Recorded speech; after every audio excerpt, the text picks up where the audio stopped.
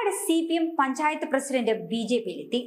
പൊൽപ്പുള്ളി പഞ്ചായത്തിലെ നിലവിലെ പ്രസിഡന്റ് ബാലഗംഗാധരനാണ് BJPയിൽ ചേർന്നത്. 20 വർഷം CPM ബ്രാഞ്ച് കമ്മിറ്റി അംഗമായിരുന്നു. 2014 മുതൽ 2020 വരേക്കും വേട്ടാംകുളം ബ്രാഞ്ച് സെക്രട്ടറി ആയിരുന്നു. ബാലഗംഗാധരനെ BJP ജില്ലാ പ്രസിഡന്റ് പ്രശാന്ത് ശിവനാണ് സ്വീകരിച്ചത്. പാർട്ടി വ്യക്തിയധിഷ്ഠിതമായതിനാലാണ് CPM വിട്ടതെന്നാണ് ബാലഗംഗാധരൻ പറയുന്നത്. പാർട്ടി തന്നെ പലപ്പോഴും മാറ്റി നിർത്തിയെന്നും ഇദ്ദേഹം ആരോപിക്കുന്നു.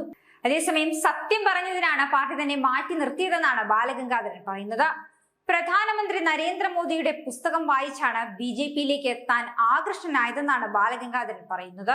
ഇതിനിടെ പാലക്കാട് BJP സ്ഥാനാർത്ഥിയുടെ ആഹ്ലാദ പ്രകടനത്തിൽ പങ്കെടുത്ത് നൃത്തം വെച്ചതിൽ വിശദീകരണവുമായി CPM സ്ഥാനാർത്ഥി അഞ്ജു സന്ദീപ്.